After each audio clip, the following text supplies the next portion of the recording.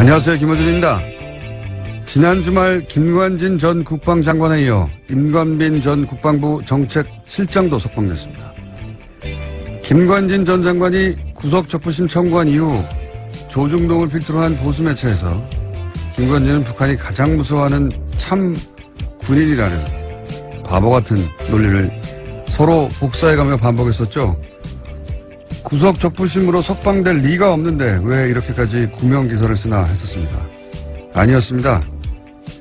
그들은 그들의 파트를 열심히 수행하고 있었던 거죠. 몇몇 매체는 이 석방을 법원과 검찰의 갈등이라는 프레임으로 보도합니다. 아니죠. 제발 그렇게 봐주기를 원하는 거겠죠. 군이 군의 기밀 조직을 통해 대선에 개입한 사건이자 전직 대통령과 직접 연결되는 사건의 핵심 책임자들을 그냥 풀어준 겁니다. 이 사건은 검찰과 법원의 법리가 부딪힌 게 아니라 법을 통해 세우려는 새로운 질서와 그 새로운 작동을 막아선 과거 세력의 힘이 부딪힌 거죠. 역사는 이런 힘을 반동이라고 합니다. 반동의 성공은 구체제의 부활이죠. 김원준 생각이었습니다. 아주 주말 사이에 재밌는 뉴스가 많이 나왔습니다. 네, 뉴스가 정말 많았습니다. 자, 임관빈 정책실장도 풀려났죠? 예, 지난 24일인데요. 김관진 전 장관과 같이 구문 댓글 부대 관련 혐의를 받고 있었습니다. 그런지 구속된 지 13일 만인데 김관진 전 장관이 구속적부심으로 석방되자 임 전 실장도 구속적부심을 청구했고요. 법원이 이를 받아들였습니다. 신광열 수석부장판사는요. 혐의는 다툴 여지가 있고 증거를 없애거나 도망갈 우려가 있다고 보기 어려워서 석방했다라고 밝혔습니다. 이게 말이 안 되는지는 저희가 잠시 후 일부에서 이정열 전 부장판사 오늘은 직접 수준에 나옵니다. 네, 나와서 자세히 다루기로 하고 되돌아보니까 딱딱 맞아떨어져요. 그러니까 구속적부심 청구부터 이상한 거죠, 이게. 예. 법적으로 변한 게 아무것도 없는데 그럼 청구 자체를 안 하는데 안 되니까 근데 청구를 합니다. 그리고 조선일보를 필두로 북한이 제일 무서워하는 참군인. 예. 제가 계속 바보 같다고 비웃었는데. 근데 조중동이 계속해요. 원래 조중동은 안 될 일은 붙들고 있지를 않아요. 왜냐하면 그러다가 진짜 안 되면 조중동 영향이 없다는 걸 인증하는 거 아니에요. 그런데도 계속 붙들고 있어서 야, 참 이상하다. 이거 컨트롤 타워가 있긴 있는 것 같은데 왜 이러나 억지스럽게. 설마 구속적부심으로? 에이 설마. 그런데 그 양승태 전 대법원장이 직접 꽂았다고 하는 신광열 판사가 그 어려운 걸 해냈죠. 예. 그러면서 또 기사가 나옵니다. 김관진은 청구할 생각이 없었는데 변호사가 하자고 해서 참군이니까 직접 하자고 할 수는 없잖아요. 그리고 또 이어서 상관이 풀려났는데 당연히 부하도 석방돼야 또 청구합니다. 이런 기사가 나오고. 그리고 나서는 이제 주말에는 검찰과 법원의 갈등 이런 프레임이 나왔죠. 하루 종일 포털탑에. 왜 이런 일이 벌어졌냐. 검찰과 법원이 갈등해서 그렇다는 거예요. 그렇게 봐주길 원하는 거죠.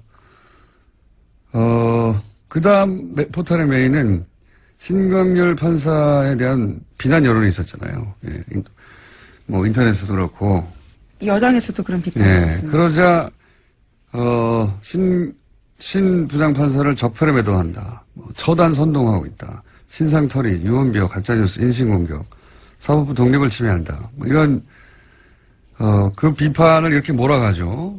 그리고 이런 비난에도 불구하고 신광열 부장판사는 석방을 결정했다. 부당한 여론 압력에 굴하지 않고 할 일을 했다. 이런 뉘앙스 기사가 또 나오고. 그리고 댓글 부대가 요즘 기승입니다. 아주 딱딱 맞아떨어져요. 그런 일이 벌어졌어요. 이건 그냥 단일 사건이 아니라, 예, 저는, MB의 반격, 예, 구체제의 반격이라고 봅니다. 반동이라고 하죠, 이런 걸.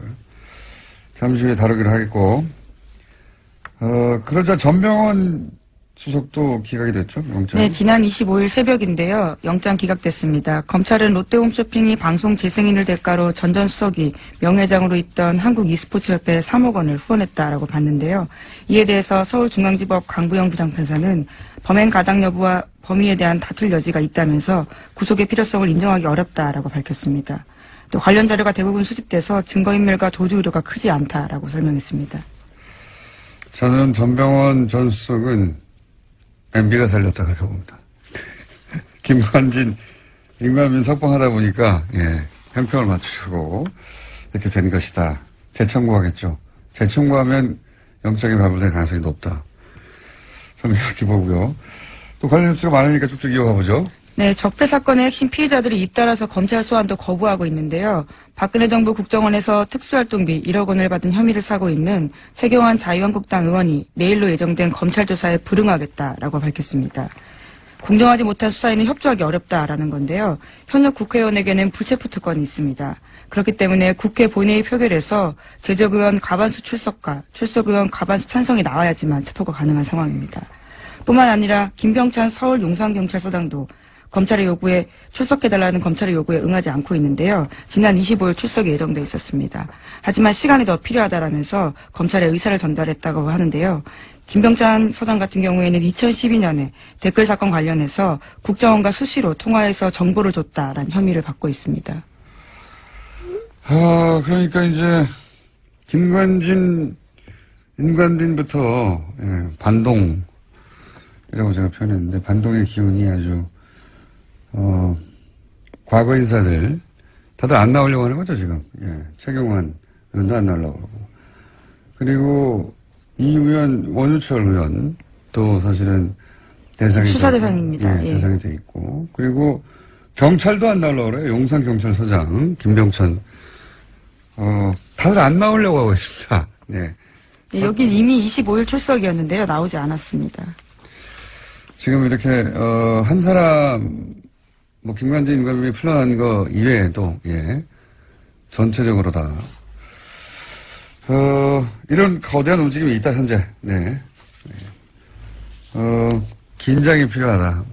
제가 보기엔 다시 한번 큰 싸움이 시작되려고 한다. 저는 그렇게 봅니다. 다음 뉴스는요.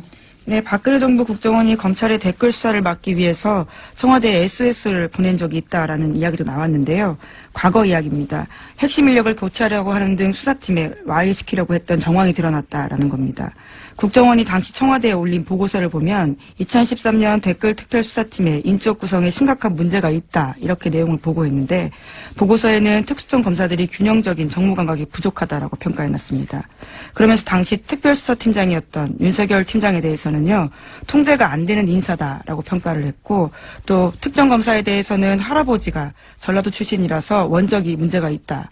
또 특정 다른 검사는 대학 시절에 학생운동을 했다라면서 소위 건전 성향 법조인으로 수사팀을 바꿔야 한다라는 이야기를 제안했다라고 합니다. 윤석열 팀장은 통제가 안 된다. 네. 통제가 안 되죠. 네. 그때도 와해시키려고 했고. 네, 2013년입니다. 실제로 그때 그래서 윤지검장 같은 경우에는요 결과적으로 쫓겨나는 상황이 됐었습니다. 윤지검장만 쫓겨났나요? 네, 최동욱 총장도요. 검찰총장 자체를 날려버렸는데요. 자, 그리고 지금도 사실은 그런 일이 벌어지고 있는 셈입니다. 본격적으로 전체 흐름이 그렇다는 거. 자, 다음 수는요. 네, 국정원 업무에 불법 관여한 의혹을 받고 있는 우병우 전 수석에 대해서 검찰이 지난 24일 또다시 압수수색을 벌였습니다. 이번에는 재판을 받고 돌아가는 우 전 수석에게 영장을 제시하고 기습적으로 휴대전화, 차량을 압수수색한 건데요. 이제까지 우 전 수석 같은 경우에는 제대로 압수수색하지 않았다라는 비판이 많았는데 이번에는 기습적으로 압수수색을 해서 현재 사용하고 있는 휴대전화까지 확보했다고 합니다. 현재 사용하는 휴대전화? 이렇게 하지 않으면 뭐 다 날려버리니까요. 자, 우병우 전 수석은 사실은 엄청난 확률로 불가능한 일들이 연속으로 벌어진 분이죠. 통신영장이라고 원래 이제 수사 대상이 되면 일단 기본적으로 누구와 통화했는지부터 알아보잖아요. 이거는 안 내줄 확률이 1%도 안 되는 건데 연속으로 안 내줬어요. 네, 그래서 이례적이다라는 보도도 꽤 있었습니다. 그냥 이례적인 게 아니에요. 이건 일어나지 않을 일이 일어난 거예요. 우병우 전 수석과 관련해서는 아무것도 수사하지 못하게 하는, 예. 이제 하도 그러다 보니까 이제 갑자기 들이닥쳐가지고 갖고 있는 휴대전화를 차에서 내리는데 뺏은 거죠. 압수수색한 건데 여기서 뭐가 나올지 모르겠습니다. 이제 우병우 전 수석에 대해서는 검찰도 어떻게든 해보려고 하는데 여태까지 실패해왔어요. 자, 그래서 이런 아무도 모르게 이런 영장 발부해서 아무도 모를 수는 없겠죠. 여하간 갑자기 기습적으로 닥쳐왔다라는 건데요. 이런 경우는 잘 없는데. 네, 이와 관련해서는 오늘 아침 한겨레 신문 보도가 있는데 이 과정에서 현직 검찰 간부가 우병우 전 수석과 추명호 전 국정원 국장의 연결고리 노릇을 했다라는 보도도 있습니다. 그러니까 내부에 일종의 프락치라고 표현하나요? 뭐 이런 사람들이 있다 보니까 검찰이 굉장히 기습적으로 압수수색했다라고 보는 건데요. 대검찰청에서는 해당 간부에 대한 감찰을 착수했습니다. 알겠습니다. 다음 뉴스는요. 뉴스가 많아요. 네, 국가정보원 댓글 수사를 방해한 의혹 등으로 참고인 검찰 수사를 받다가 숨진 변호사가 있습니다. 국정원 직원이었는데요. 정치호 변호사입니다. 이 변호사의 유족이 사망 경위에 대해서 진상규명을 요구하고 있습니다. 유족과 변호인단이 지난 24일에 기자회견을 열었는데요. 사망 경위에 관한 의혹을 제기하고 철저한 수사를 촉구했습니다. 저희도 한번 다룰 생각인데, 처음에 자살 기도했다고 하는 그 장소부터가 알고 보니 자살을 할 수 없는 장소였다. 물도 얕고, 그리고 워낙, 차량 이동이 많고, 뛰어내리면 누구나 볼 수 있고, 누구나 볼 수 있다는 건 금방 구출된다는 얘기죠. 근데 수심도 얕아서, 1.5m밖에 안 되고, 그러니까 자살을 정말로 하려고 했던 게 아니라 본인이 어떤 상황에 처해 있는지 알리려고 했던 거죠. 예. 그런 상황이었고, 특히 제가 의심되는 대목은 휴대전화 평소 세대 사용했는데 2대가 사라졌더라. 사라진 것만 해도 이상한데, 유족이 알고 있는 사라진 전화번호 한 대 전화했더니 누가 받았다는 거 아닙니까? 네, 처음엔 받았는데 이후에는 전원이 계속 꺼져 있었다라고 합니다. 받고, 네. 이거 정 변호사 핸드폰 아니다라고 끊어버렸다는 거 아니에요? 말이 안 되는 거죠. 그러니까 사망한 이후 누군가 가져갔다는 얘기니까 누군가 가져간 사람과 사망과 연관관계 따져봐야 되고, 그 외에 몇 가지 더 있습니다. 이 유가족은 이것이 단순 자살이 아니다, 타살 의혹이 있다, 이런 정황 여러 가지를 지금 주장하고 있고요. 네, 유가족들이 굉장히 저도 만나봤는데요. 아주 적극적입니다. 그래서 모든 이 루트를 따라다니면서 증거를 수집하고 있어서요. 만만치 않은 사건입니다. 알겠습니다. 자, 다음 뉴스는요. 네, 더불어민주당 진선미 의원이 지난 24일에 이명박 전 대통령의 비자금 단서를 확인했다면서 검찰에 재수사를 촉구했는데요. 국회 본회의 자유발언에서 한 이야기입니다. 2012년 내곡동 특감 수사 종료 사흘 앞두고 발견됐던 이명박 전 대통령의 아들 이시영 씨의 명의의 삼성동 힐스테이트 전세 자금에 대해서 이야기를 했습니다. 자, 이 사건도 자세히 따져봐야 되는 사건이죠. 이게 이제 당시에 내곡동 특검할 때 내곡동 땅을 살 때 현금 6억 원을 가져와서 샀다. 근데 이시영 씨는 당시 무직이고 재산도 3,600만 밖에 없었는데 6억을 어디서 샀냐. 아버지가 준 거 아니냐. 그럼 아버지 통장에도 변동이 없으니까 이게 비자금이다. 이런 얘기고. 그리고 그때 그뿐만 아니라 삼성동에 거주하고 있던 힐스테이트 전세자금도 6억 4천 원이었는데 이것도 역시 본인이 낸 게 아니다. 근데 이 돈은 청와대에서 준 거다 하는 정황이 나왔죠. 청와대의 총무기획관, 거기가 이제 김백준 씨, 소위 이제 평생 이명박 전 대통령의 집사 역할을 했던, 여기서 나온 건데, 여기서 이제 국권이 나오죠. 네. 2006년 이후 발행이 중지되어 있다라고 하는데요. 국권. 그러니까 아주 오랫동안 묵힌 돈이다라는 거죠. 오랫동안 있던 비자금이 나왔다. 네. 요 사안도 이미 특검이 조사해서 자료가 있으니 빨리 수사해라. 예, 그 비자금 어디서 났냐. 이런 이야기고요. 자, 또 하나가 이제 정유라 씨. 소위 이제 제가 이게 새로운 뭔가 기운이 있다 이거. 정말 진짜 전쟁이 새로 시작된 거 아니냐 이런 얘기를 했는데 정유라 씨 집에 40대 이모 씨가 침입을 했어요. 네, 강도가 침입했는데요. 지난 25일에 발생한 일입니다. 현장에서 붙잡힌 강도 같은 경우에는요. 처음에 정유라 씨와 금전거래가 있다라고 했다가 말을 바꿨습니다. 카드빚 2,400만 원 때문에 범행을 저질렀다라고 하는데요. 경찰은 강도 행각의 무게를 두고 이 씨에 대해서 강도 상해 혐의로 구속영장을 신청했습니다. 저는 이 사건을 굉장히 이상하다고 봅니다. 단순 강도라고 보기엔. 더군다나 계속 얘기하지만 기운이 이상하잖아요, 요즘. 예. 그래서, 요 사안 취재 중인, 이게 좀 이상하군요. 주진우 기자, 저희가 민진호 잠깐 연결해 보겠습니다. 주진우 기자. 안녕하십니까. 네. 방금 전까지 전화기가 꺼져 있어가지고 저희 제작진이 난리가 났었어요. 네, 인지 일어났습니다. 자, 이모 씨가 조사 초기에는 경찰에 정유라 씨하고 돈 문제가 있다고 했다가 나중에는 그게 아니고 카드빚 2,400 갚기 위해서 강도했다 이렇게 번복했는데 이게 단순 강도로 보기에는 이상한 점부터 일단 짚어보면 어떻게 있습니까? 범행이 발생하자마자 이상하지 않습니까? 그런데 네. 경찰과 그리고 언론에서 일제히 우발적인 범행이라고 발표를 했고요. 그 다음에 정유라 씨하고 같이 지내던 이 씨가 크게 다쳤어요. 네. 근데 경미한 부상이라고 계속 보도가 나오는 게 좀 이상했습니다. 그리고 네.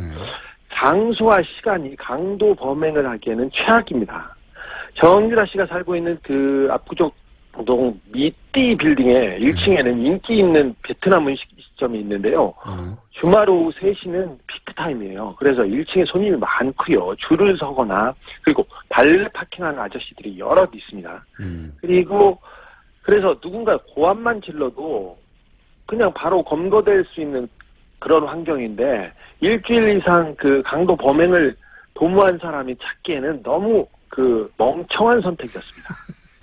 일단 기본적으로 오후 3시 사람이 드글드글한 곳에 대낮에 강도를 하러 간다는 게 이상하고 그리고 이게 이제 강도라는 건 침입이 목적이 아니라 돈을 뺏어서 도주가 목적이에요. 도주객이 그렇죠. 예, 도주객이 수립이 돼야 되는데 침입할 때부터 이미 수위 아저씨하고 마주쳤다는 것은 얼굴이 다 노출되는 거잖아요, 그죠? 네, 이게 도주하기에는 굉장히 어려운 그 빌딩이에요. 정유라 씨 집은 지하 1층하고 1층에서 출입구에 그 카드를 이렇게 대고 올라가야 되는데요. 지하 1층에서 1층에 저기 경비 아저씨가 있어요. 아까 말했듯이 1층에는 발레 아저씨들이 덩치 큰 아저씨들이 많습니다, 거기에. 근데 그래서 지하 1층에 가서 택배 왔어요. 그리고 경비원을 일단 협박해가지고요. 인터폰을 하게 하고 이 경비 아저씨를 묶고 이렇게 올라가는데 여기까지는 치밀합니다. 그 가짜 총과 칼까지도 그 준비한 걸 보면 여기까지는 총도 준비했어요? 아니 칼을 준비했다? 칼과 가짜 총도 있었어요. 가짜 총도 있었어요? 어허. 네네. 근데 그렇게 묶어놓고 거기 준비까지는 치밀했는데 그리고 지하로 올라간다는 것까지 알았어요. 이건 쉽지 않은데 그걸 보고 올라갔는데 도주 생각은 아예 없었다고 봅니다. 그 건물 내부에 CCTV도 있었을 거 아닙니까? CCTV 이 집 많습니다. 많습니다. 그래서 근데 그 이미 올라가면서 자기가 노출될 것을 알고 있었다고도 봐도 무방합니다. 그러니까요. 원래 이제 도망가는 계획을 못 세우면 아예 들어가지도 않는 건데, 자, 그렇게 실제로 집에 들어가서 좀 경찰 발표는 금품을 요구했다고 하는데, 실제 금품을 요구했답니까, 들어가서? 아니요, 돈을 요구하지도 않았고요.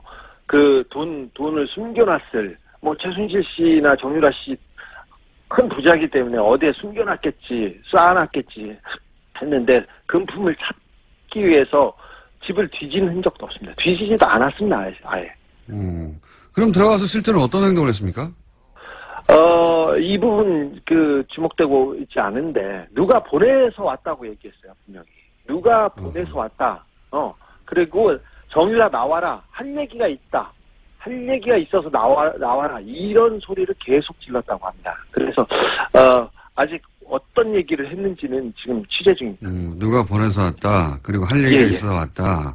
네. 그 외에 또 어떤 행동을 했습니까? 정유라 씨는 이 빌딩에 그 6층, 7층에 복층에 있는 집에 살고 있는데 6층에는 고땡땡 유모가 살고 있고요. 유모가 고모. 있고, 네. 7층에는 정유라 씨가 지내고 있어요. 원래 6층에 정유라 씨가 살았어요. 그리고 7층에는 정윤혜 씨와 최순실 씨 방이 있었어요. 각방이었습니다, 사실. 별걸 다 각방. 예. 저 이제 거기에 어떤 사진이 걸려 있고, 도령 사진이 걸려 있고 그렇습니다. 그 40대 계안이 6층에 올라가서 모모에 신분증을 뺐었어요. 신분증이요? 네, 신분증을 보면서 어딘가에 전화도 했습니다. 이 어디 신분증을 보잖아. 네, 이거 수사 중이니까 곧 파악이 될 겁니다.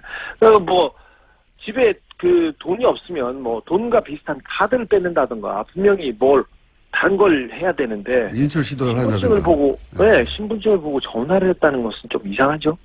굉장히 이상하네요. 이건. 네. 돈을 목적으로 한 침이 아닌 건 거의 분명한 것 같은데. 네. 그리고 아까 이제 마필 관리사 같이 네. 거주하고 있던 마필 관리사 이모 씨가 이제 다투다가 예. 칼에 찔렸다. 그런데 뭐 네. 경미한 부상 정도 생명 지장이 없다. 이런 식의 보도가 있는데 사실 아닙니까? 그것도 사실 아닙니다. 그 6층에서 좀 소란이 있고 그러니까 7층에서 이제 이모 씨가 나왔어요. 예. 근데 마필 관리사 이 씨한테는 너하고는 감정이 없다. 찌르고 난 다음에도 너한테는 미안하게 생각한다. 이런 식으로 얘기를 했어요. 그리고는 너한테 볼 일 없으니까 저기 정유라 나와라. 정유라 나와라. 이렇게 계속 얘기하고 그리고 다른 거를 찾았습니다. 볼 일이 없다. 네. 다른 볼 일이 있다는 이야기네요. 네네. 돈도 아니었고 다른 볼 일이 네. 있다. 마필 관리사 생명에 지장이 없다는 보도는요. 이것도 좀 수상한데요. 그 칼이 굉장히 깊숙이 한 번에 쑥 들어갔습니다. 거의 전문가 소행이라고 볼 수 있을 정도의 상처라고 저는 들었어요. 그래서 병원에도 확인해 봤는데 몇 센치만 옆으로 갔으면 그 심장을 관통해서 사람 바로 죽을 수도 있었어요. 그래서 단순한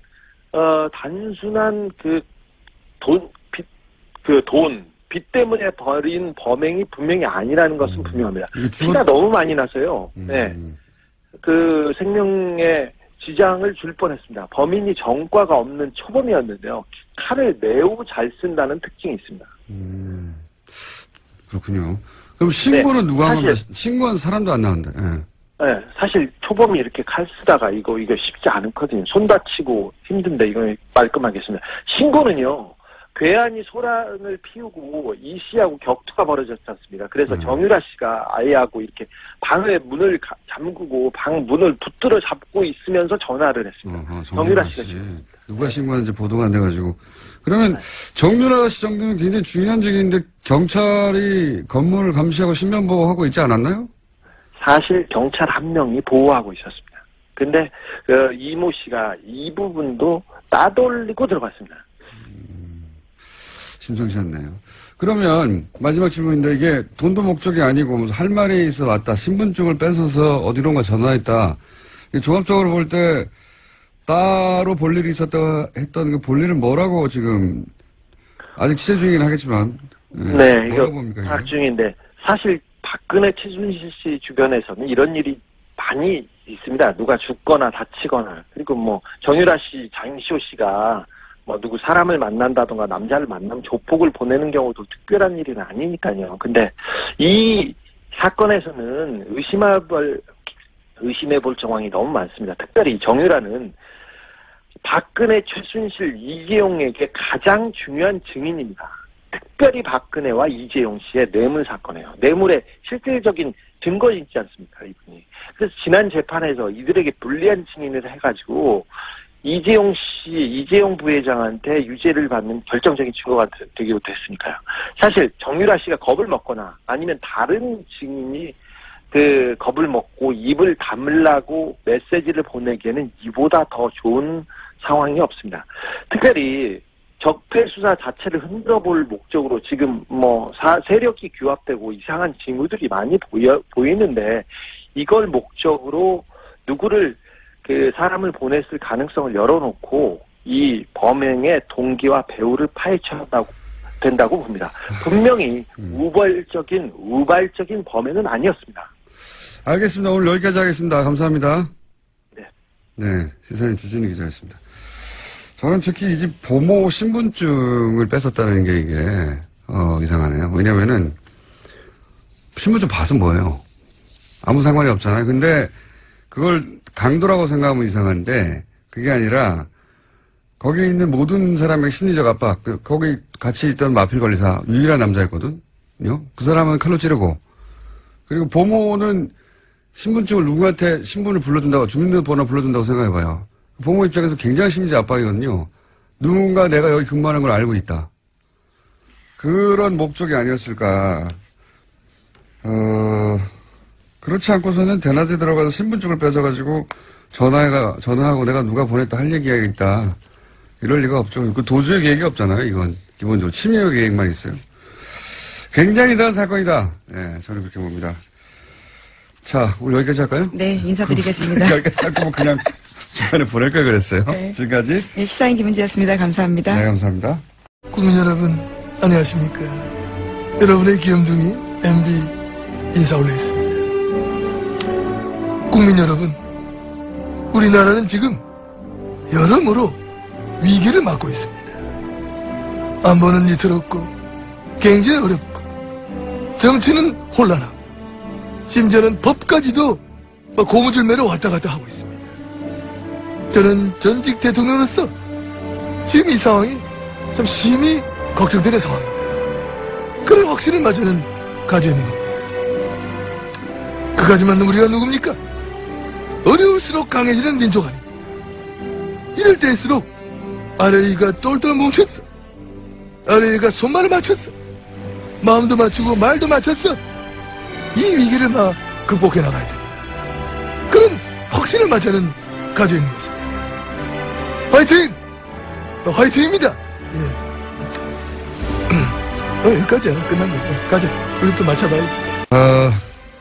오늘 건 약간 실패인 것 같죠? 김관진 전 장관, 임관빈 전 실장 모두 석방이 됐습니다. 이 사건은 저희가 뉴스공장 전속 영장 해설 판사, 법무법인 동안의 변호사 아니고 사무장. 그리고 영장 전담 판사를 실제로 해본 경력을 가진 이정열 전 부장판사. 오늘은 스튜디오에 직접 나오셨습니다. 안녕하십니까? 네, 안녕하십니까. 아니, 어떻게 스튜디오에 직접 나오겠다고 하셨어요? 이게, 저 처음에 공장장님도 서두에서 말씀하셨지만은 좀 이상합니다. 지금 상황이 되게. 매우 이상한 예. 사람입니다. 매우. 예. 좀 엄중한 상황이 아닌가 싶어서. 네. 뭐 제가 그렇게 뭐 영향력이 있거나 뭐 그런 사람은 아니지만. 근데 좀 알고 있는 건 좀 청취자님들께 전달을 해드려야 될 의무가 있지 않나 싶어서 청을 넣었는데. 네. 또 여기 사실 출연하고 싶어 하시는 분들 되게 많으시잖아요. 되게 많습니다, 예. 사실. 예. 근데 그렇게 받아주셔가지고 너무 감사합니다. 쪽쪽 뽑으려고 그러는 거죠? 예. 뭐 준비되어 있습니다. 예. 예. 지난주에 저희가 잠깐 인터뷰를 했어요. 예. 네, 잠깐 인터뷰 할 때, 이런 방식의 석방은 정말 드문 일이고, 네. 구속적부심으로 이제 석방이 된다 하더라도 보통은 이제 영장이 발부됐는데 그 이후에 합의가 됐다더라. 네. 혹은 뭐, 새로운 뭐, 유리한, 이제 구속된 사람에게 유리한 증거가 나왔다더라. 네. 그럴 경우에나 되는 건데, 지금 네. 아무 일도 없는데, 갑자기 석방이 연속으로 돼버렸어요. 그래서 네. 이게 하나도 이상한데 연속으로 된 거 이게 진짜 법리적으로 설명을 시도할 수는 있으나 이 정도 되면 법리 이상의 것이 있다. 그러면서 이제 형사수석 그 부장 그 자리는 대법원장이 꼭 찍어서 발령한 자리인데 대법원장이 꼭 찍어서 발령한 그 사람이 이 석방을, 어려운 석방, 불가능하다고 생각한 법조인들은 석방을 해냈기 때문에 그런 관점에서 이걸 좀 바라봐야 된다. 네네. 거기까지 하셨죠. 예, 그렇습니다. 예. 그러면 이제 그 금요일 날 하고 또 달라진 점은 김관진 전 장관뿐만 아니라 임관진 전 실장까지도. 예, 임관빈. 네. 네, 임관빈 전 실장까지도 풀려났어요. 예. 더더욱 이상한 거죠. 어마어마하게 이상한 거죠. 그렇죠. 네. 네. 이거 조금 전에 이제 공장장님 말씀하셨던 대로 구속적부심이 사정 변경이라고 하는데 유리하게 이제 변경이 된. 그 법조계에서는 사정 변경이라고 예, 합니까? 사정이 변경되었다는 거죠. 아무것도 아닌데 전문 용어처럼 쓰는군요. 예. 그렇죠. 사정이 변경된 거죠. 예. 그러니까 사정 변경이 없는데 석방 결정을 하는, 그러니까 종전의 영장판사의 구속영장 발부 결정을 뒤집는 경우가 그렇게 흔하지가 않다는 네. 말씀을 드렸는데, 더 이제, 임관빈 전 실장 같은 경우에는 더 한 게, 네. 두 사람 사이 석방 결정에 차이점이 하나 있지 않습니까? 돈 내고 나가라는 그렇죠. 거니까 1,000만 원 보증금 내고, 예. 그래서 이게 사실 이런 제도가 제도 취지는 참 좋아요. 그래서 원래 그 구속을 하는 게 도주 우려가 있거나 증거인멸의 우려가 있을 경우에 하지 않습니까? 그런데 증거인멸의 우려가 없다면 그러면 도주 우려가 설령 있다고 하더라도 돈을 내게 해서 나중에 이제 도망가면 그 돈이 몰수가 되니까. 돈 날릴 걱정 그렇죠. 때문에 못 도망가게 하네. 그러니까요. 근데 1,000만 원 때문에 도망 안 가나요? 좀 액수도 적긴 한데 뭐 그건 네. 지금 별 문제고. 뭐 한 10억 정도 걸었으면 모르겠어요. 그러니까요. 예. 뭐 하여튼. 근데 왜 이렇게 뭐랄까요? 구차해 보이는 1,000만 원 때문에 도망 안 갈 리도 없는데 무슨 1,000만 원 걸고 풀어줬지? 이거 왜 그런 겁니까? 그러니까 일단 제 생각에는 이건 추측인데 당초에 김관진 전 장관에 대한 석방까지는 염두에 뒀던 것 같아요. 예. 그런데 그 다음에 이제 임관빈 전 실장이 또 청구를 하니까 예. 그냥 그림상으로는 사실 상급자가 나갔는데 예. 하급자를 구금해 둔다는 게 이상하잖아요. 예. 지치를 한 사람도 나갔는데. 그렇죠. 그러니까 형평상 풀긴 풀어야 되겠는데 예. 그런데 이제 김관진 전 실장하고 김관진 전 장관하고 임관빈 실장하고 차이가 뭐냐면 차이가. 혐의가 정치 관여 부분은 서로 지금 뭐 공통이 돼 있는데 예. 임관빈 전 실장 같은 경우는 뇌물 부분이 있어요. 뇌물 부분. 예. 그러니까 사실 이건 풀기가 어려워요. 더 어렵다. 더 어려워요. 그 다음에 뭐 다른 시간에 기회가 되면 혹시 말씀드릴 수 있을지 모르겠지만 김관진 전 실장 같은 경우에는 법리적으로 무죄다라는 주장을 변호인이 했거든요. 아예. 예. 근데 그 주장이 이제 뭐 틀린 주장이긴 하지만 틀린 주장이지만. 무슨 얘기를 했냐면은 국무위원이기 때문에 무죄다 이런 주장을 했어요. 국무위원이니까 정치 관여할 수 있다. 뭐. 그렇죠. 한마디로 말하면. 네. 예. 그런데 임관빈 전 실장 국무위원도 아니거든요. 그러니까 석방의 논리 자체가 아예 없다. 그렇죠. 예. 그래서 거기 결정을 보면 뭐라고 돼 있냐면 일부 혐의에 대한 다툼의 여지가 있다 이렇게 나오거든요. 예. 근데 일부 혐의가 뭔지를 모르겠어요. 정치 관여를 얘기하는 건지 아니면은 뇌물수를 얘기하는 건지. 그러니까 워낙 풀어줄 명분이 없으니까 네. 그럼 돈 내고 나가라 그렇죠. 하는 제도를 활용했다. 예. 근데 사실 이게 조금 전에 말씀드렸던 대로 제도의 취지는 좋은데 이 유전무죄 무전유죄가 될 수 있거든요. 그렇죠. 그런데 그러기에도 액수도 너무 작아요. 그건 그래요. 그래서 판사들 같은 경우에 이런 제도가 있긴 하지만 우리나라 실상에서는 이거 안 맞는다 해서 잘 안 쓰거든요. 근데 그것까지 이제 쓴 거예요. 그러니까. 하다 안 되니까. 그러니까, 야, 이거 좀 너무한 거 아니냐. 꼭 풀어주고 싶었네요. 꼭 풀어줘야만 했겠죠. 정말로 꼭 풀어주기 위해서 그렇다고 이제 그 수석 부장판사 아무나 되는 게 아니지 않습니까? 그렇습니다. 실력은 좋은 거잖아요. 실력 있어야죠. 그러니까 온갖 끌어다 땡길 수 있는 거는 다 박박 끌어 쓴 거군요. 이게. 그렇죠. 그리고 게다가 실력도 실력이지만 지금 신광열 수석 같은 경우에는 제 기억에 아마 2012년 9월에 고등부장 승진한 걸로 알고 있어요. 네. 그러니까 지금 거의 5년 넘었잖아요. 네. 고참이에요. 고등부장으로서도 좀 있으면 이제 법원장 될 사람인 거예요. 그러니까 실력도 실력이지만 경험도 상당히 경륜도 풍부한 분이죠. 그러니까 이제 저 구석에 있어서 아무도 안 쓰는 것까지 갖다 쓴 거죠. 그만큼 이 법을 아는 사람들이 내부적으로 보기엔 야 이렇게까지 해서 풀어주나 이런 사안이라는 거죠. 그렇죠. 예. 그렇게 해서 풀어줬습니다. 예. 풀어줬는데 여기서 이제 한 가지 정도만 따져볼까요? 뭐 법리를 따질 이유가 없다고 하셨는데 말이 안 돼서 방어권 보장 위해서 풀어줬다고 했잖아요. 김관진 전 장관이. 이게 왜 말이 안 되는 겁니까? 그러니까 보통 이제 방어권 보장을 위해서 석방을 하는 경우에 구속영장 청구를 기각하거나 하는 이유는 뭐냐면 일단 검찰 측에서 이러한 범죄 혐의가 있다고 구속영장을 청구를 하잖아요. 그리고 이제 자료를 제시를 하죠.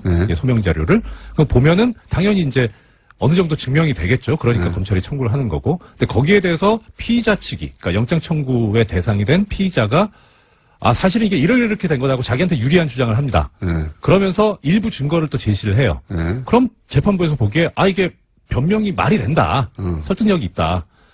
그 설득력이 있는데 이걸 뒷받침하려면 조금 더 증거를 수집해야 되는데 구금을 해놓으면 구속을 해놓으면 사실 제일 증거를 잘 알고 있는 사람은 피의자 본인이잖아요. 그러니까 이렇게 구금을 해놓으면 검찰은 자유롭게 증거를 수집할 수 있는데 피의자는 구금이 돼가지고 자유롭게 증거를 수집할 수 없으니까 형평에 어긋난다 해서 방어권 보장을 해서 푼다는 거예요. 그러니까 전제는 뭐냐면 증거 수집을 위해서 필요한 거죠. 그렇죠. 본인에게 유리한 증거, 피의자한테 피의자가 말하는 게 말이 되는 것 같은데 피의자한테 유리한 증거를 수집하려면 자의 몸이 돼야 되니까. 그렇죠. 이런 논리죠. 네, 그렇죠. 그러니까 이거는 사실관계 문제하고 법리의 문제가 있는데 보통 이제 다툴 때 네. 혐의를 다툴 때 근데 증거의 문제니까 이건 법리의 문제가 아니고 사실관계의 문제인 네, 거죠. 네. 사실관계를 다투겠다는 거. 내가 그 돈을 줬다. 예. 그랬는데 그 준 증거가 5개쯤 있는데 한 2개밖에 못 모았고 3개 또 모아야 된다. 네. 예. 그렇죠. 뭐 그럴 때 이제 그 세 사람을 만나면서 막 그 증거를 찾아야 되니까. 그렇죠. 예. 예. 그럴 때 내가 보내주는 건데. 예, 풀어주는데. 그러니까 그러면은 이 재판부 논리대로 하면 이 사실관계에서 증거 수집에 지금 필요성이 있구나라고 이해는 할 수 있어요. 예. 재미있는 게 이 김관진 전 장관의 변호인이 언론 인터뷰를 하면서 뭐라 그랬냐면 모든 증거가 다 수집돼 있다. 이런 얘기를 해요. 아니, 증거 인멸할 이유가 없다 이거죠. 그런 얘기인 것 같아요. 예. 다 수집돼 있는데 검찰도. 예. 뭐 증거 인멸할 그 여지가 없지 않냐. 다 수집돼 있는데. 그렇죠. 예. 그래서 증거인멸 우려가 없다는 취지로 그렇게 얘기를 한 것 같은데 이때의 증거는 검찰 측 증거만 있는 건 아니죠. 모든 증거 다 수집돼 있으니까 그렇죠. 본인들 증거도 다 수집됐다는 그렇죠. 얘기도 하죠. 그러니까 방어권 보장의 문제가 아니게 되는 거죠. 자승자박을 해버린 거예요. 자기들도 모든 증거가 다 모여있다고 했는데 뭘 나가서 또 증거를 모으냐. 예. 그러니까 이것을 이렇게 변호인이 주장을 하는데도 방어권 보장 얘기가 나온 거라면 이거는 둘 중에 하나잖아요. 변호인이 주장하는 거를 눈을 감아버린 거예요. 아이, 네가 그렇게 설령 얘기는 하지만 그럴 리가 없어. 밖에 또 증거 또 있을 거야. 유리한 증거. 예, 그렇거나 예. 아니면은 이 방어권 보장이라고 한 부분이 잘못 쓴 거라는 거죠. 잘못 판단한 거라는 거죠. 잘못 판단이라기보다는 쓸 게 없어서 썼겠죠. 굳이 법리적으로 따지자면. 그런데 이제 법리적으로 말이 안 된다는 이 말씀하셨고, 근데 이제 법리가 무의미하다, 네. 다른 의도가 있다 이렇게 말씀하셨잖아요. 법리 말고 다른 의도가 있다라고 생각되는 정황들은 뭐 여러 가지 있으셨겠지만 예. 판사로서 그런 생각을 예. 하셨던 포인트가 있을 거 아닙니까?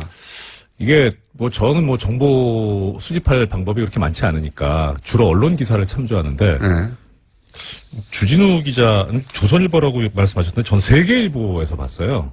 어떤 기사? 세계일보에서 그 얘기 하더라고요. 저기 아까 공장장님도 처음에 말씀하셨는데 원래 김관진 전 장관은 구속적부심 신청을 할 생각이 없었는데 참군인이라서 참군인. 부하들의 책임을 다 지려고 그래서 참군인이라서 구속적부심 신청하면 이상하다라고 해서 안 하려고 했는데 변호인이 강하게 권유를 해가지고 그래서 어쩔 수 없이 했다. 그게 이제 원래는 비판 여론을 이제 왜 구속정부심 신청했냐. 네. 그리고 물타기 하고 석방된 이후에도 우호 여론을 조성하고 그러니까 참군이기 때문에 네. 안 하려고 했는데 할 수 없이 변호인이 시켜가지고 했다. 네. 이렇게 이제 말아주는 기사인데. 예. 그러니까 그게 김관진 전 장관이 참군인일 수는 있겠죠. 전 잘 모르겠어요. 그거는 아는 바 없고. 주진은 참치군이라고 합니다만. 참 일단 정치군이라고. 일단 법률계 쪽에서 보자면 변호인이 얘기한 게 좀 눈길이 가는 거예요. 네, 법적인 관점으로서는 변호인이. 그러니까 의뢰인이 나는 적부심 신청 안 하고 싶은데라고 했는데 변호인이 주장해가지고 적부심 신청했다는 기사대로라면. 거예요. 예. 법무법인 발언이라고. 발언이죠. 예. 그 유명한 BBK를 담당했던. 그렇죠. 그 대표 변호사. 이명박 전 대통령과 아주 밀접한 관련이 있는. 이명박 전 대통령 시절에 비약적으로 발전한. 네. 하여튼 그건 그렇고. 하여튼 발언해서 그렇게 안 한다고 했는데 신청했다. 신청했어요. 그러면 보통 이제 일반적으로 전 변호사는 아니지만 보통 의뢰인이 못 되신 거죠. 사무장에 머물러 계신 거죠. 논점에서 벗어났습니다. 일반적으로 의뢰인이 원하지 않는데 변호사가 하자고 하면 나중에 안 되면 어떻게 합니까? 책임 때문에 못 합니다. 못 하죠. 원래. 그러니까 의뢰인이 하자고 해도 변호사가 보기에 이건 안 될 것 같아서 말리거든요. 근데 그럼 안 된다고 말리고. 이거 해봐야 괜히 역효과만 납니다. 이러고 말리는데 오히려 근데 이 경우에는 희한한 게 이 구속적부심이 보통 잘 받아들여지는 거라면 또 그럴 수도 있어요. 이거 한번 해볼 만합니다 하는데 원래도 안 받아들여져요. 근데 그걸 하자고 해요 변호인이. 게다가 이렇게 중요한 사건은 더더욱 안 받아주는데. 그러니까 그걸 막 해요. 그러니까 이거 뭔가 이게 그런 소문도 들었어요. 법조계 내에서 이거 저는 농담이라고 생각하는데 신광열 부장하고 강훈 대표 변호사하고 둘이 통화 기록을 좀 까봐야 되는 거 아니냐. 이건 좀 심하고. 법무법인 발언하고 신강렬 부장판사하고 서로 통화한 거 아니냐. 뭐 예. 이건 저는 아니라고 봅니다. 예, 그건 너무 심한 것 같고. 그렇게 그런 방식 유치하게 하지는 않았다고 봐요, 저는. 예. 근데 적어도 최소한 이거 청구하면 가능성이 있다. 예. 라고 하는 어떤 뭔가 상당한 근거를 그렇죠. 가지고 있다는 뭔가 거죠. 시그널이 있었으니까 했겠죠. 그렇죠. 예. 그렇지 않으면은 뭐 법무법인 발언 측에서 그 책임을 감수하면서 뭐 하려고 하겠습니까? 변호사들은 대단히 보수적입니다, 이럴 때. 그렇죠. 안 되는 걸 했다가 괜히 손해날 일을 아마도 피의자가 하자고 해도 안 된다고 말리는 게 정상인데, 네. 안 한다고 하는 걸 끝까지 하게 했다고 하면 믿는 구석이 있어야 하는 거죠. 그러니까요. 믿는 구석. 그러니까 이건 좀 이상하다. 뭔가 있다. 는 생각이 들어요. 그때부터 그러니까. 이상하다고 생각하셨군요. 예. 야, 이거는 안 될 일인데 왜 변호사들이 먼저 나서서 했단 말인가. 그러니까요. 게다가 이어서 또 임관민 실장은 그런 기사가 나왔거든요, 중간에. 예. 아니, 지시한 사람이 나갔으면 이제, 그러면 부하도 나가야 되는 거 아니냐. 이걸 예. 이 기사의 톤은, 너도 내가, 해라. 예. 내가 싫지만, 예. 신청해가지고, 만약에 석방이 되면, 그 석방을 근거로 부하도 풀려날 수 있지 않겠습니까? 라고 권유했다고. 그 얘기도 참군이. 나와요. 예, 그 참군이. 얘기도 기사에 나와요. 예. 그러니까, 곧 임관민도 신청하겠구나. 예. 두 사람을 풀어주는 논리를 그렇게 연결했구나. 하고 예. 딱 눈치를 챌 수밖에 없는. 그렇죠. 그쵸? 그 세계일보 그 기사가 저는 너무 마음에 들더라고요. 그래서 김관진 전 장관이 참군인이라고 쓴 논조인데 이거 뭔가 지금 얘기가 있었다는 소리구나. 그러니까요. 자기들끼리 다 얘기가 됐고, 여기 먼저 석방하고 그 다음에 부하를 석방하는 거구나. 예. 근데 부하 석방은 너무 말이 안 되니까 돈으로. 돈 1,000만 원 내고 나는 걸로 풀어줬구나. 저는 신강렬 부장판사의 성향만 막연히 믿고 변호사가 배팅했다고 보지는 않습니다. 그건 좀 위험하죠, 사실. 예, 그건 말이 안 네. 되는 것 같고, 왜냐면 조중동 매체들이 사전 여론 조성 작업부터 쭉 했잖아요. 참군인. 얼마나 많이 기사를 냈는지. 그래서 보다 큰 시나리오 아래서 이게 전체적으로 진행된 사건이 아니겠는가. 저는 이제 추정하지만 법조인이시니까. 전 조심스럽죠. 예, 법조인이시니까 어쨌든 기사에 나온 예. 변호사가 먼저 하자고 했다더라. 라든가 아니면 임관민까지 하자고 하더라. 그리고 곧이어 역시 되더라. 네. 그리고 1,000만 원 내고 풀어주는 희한한 방식. 예. 이런 경우 보셨어요? 아이씨, 먹겠습니까? 이게 욕먹거든요. 저기 했다가. 법원 내에서도 욕먹을 거 아니에요. 그러니까 법에 있는 제도니까 사실 욕하기는 좀 그래요. 근데 잘 안 하니까 그런 수준이죠. 희한하다. 이런 정도죠. 판사들은 더 보수적이기 때문에 희한하네. 이런 정도. 그러면 찍어서 신강렬 부장판사를 양승태 대법원장 시절에 찍어서 임명한 소위 말해서 이제 오른팔 정도 되는 사람이다. 이런 찍어서 임명했다는 확실한 겁니까? 오른팔이라는 말씀 제가 드린 말씀은 그건 아니고. 주진우 기자의 표현이긴 합니다. 찍어서라는 그건 당연히 근거가 있죠. 그러니까 이게 제가 찍어서 발령냈다라는 걸 가지고. 30초 남았습니다. 그렇습니까? 예. 최초 보도한, 비난하는 얘기를 최초 보도한 문화일보 기사에도 그렇게 나와 있어요. 2006년 2월 2일자 기사인데, 거기 보면, 서울중앙지방법원 형사수석 부장판사로 신강렬 부장이 간다라고 그렇게 나와 있어요. 근데 인사 발령문이 그렇게 돼 있어요. 아예. 발령문이 딱 그 사람 이름을 예. 찍어서. 예. 두리뭉실 나오는 게 아니라. 그러니까 신강렬 부장만 한 게 아니라 다른 수석 부장들 다 그래요. 찍어서 부장판사는. 네. 법무법인 동안 사무장 이정렬 전 부장판사였습니다. 네, 고맙습니다.